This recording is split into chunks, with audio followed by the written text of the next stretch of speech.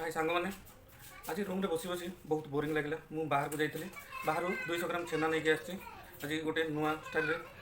रोसे करवा छेना तरकारी बिना प्याज रसुण श्रावण मास हो आज माने टोटाल बिना प्याज रसुण रोसे हम आपण मानक जब भल लगे लाइक शेयर और सब्सक्राइब करदेवे तापाई कि नहीं 200 ग्राम छेना नहीं 10-12टा काजू तापर नहीं कि बादाम नहीं कि अदा कटा कि आलू को कटा 3टी मात्र कटा आलू नहीं नहीं कि गोटे टमाटो को काटिकी नहीं छोट छोट पीस अच्छे प्रथम आम छेना रे गोटे चामच कॉर्नफ्लावर ऐड करदे ऐड करके भल भाव में मिक्स करवा चलते आम मसला प्रस्तुत करवा प्रथम आम काजू नेबा तापर कटा होता टमाटो को नेबा तापर गोटे चामच जीरा नेबा तापर कटा होता अदा नेबा तापर आम कि बादाम ऐड करदे तापर 2टा लंका नेबा ताको आम भल भाव में ग्राइंडिंग करदे देखो मसला आमर रेडी हो जाए ग्राइंडिंग भल भाव में हो जाए चलते आम छेना को आमर गोल गोल कराई ताको आम फ्राई करवा प्रथम आम गैस स्टोव ऑन करवा तापर कड़ाई बसई देवा कड़ाई गरम होगा पर्यंत छाड़देवा कड़ाई गरम हो जाए बर्तमान आम तेल ऐड करवा चलो तो तेल गरम हो जाए आम छेना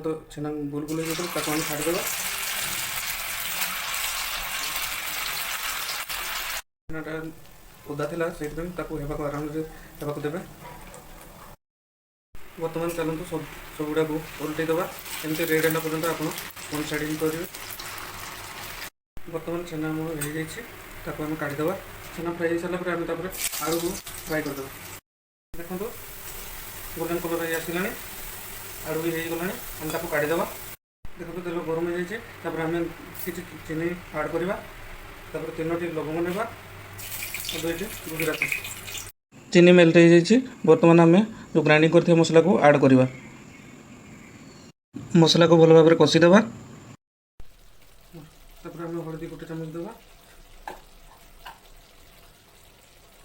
लंका गोटे चामच देवा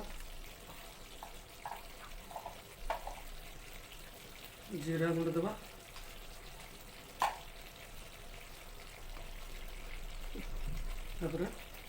करी पाउडर देवा आम भल भाव में मिक्स करदे आम पनीर पाउडर ऐड करवा मेथी पत्र ऐड करवा भल भाव में आम मिक्स करवा आम गोटे चामच लुण ऐड करवा भल भाव में आम मिक्स करदेवा आम मसला आलू ऐड करवा आलू को सिझला पर्यंत एमती मसला फ्राई करवा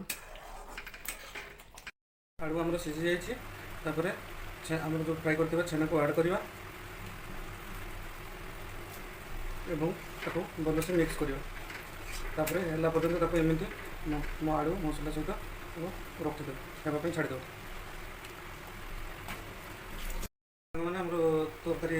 आम गरम मसला ऐड करवा धनिया पत्र ऐड करवा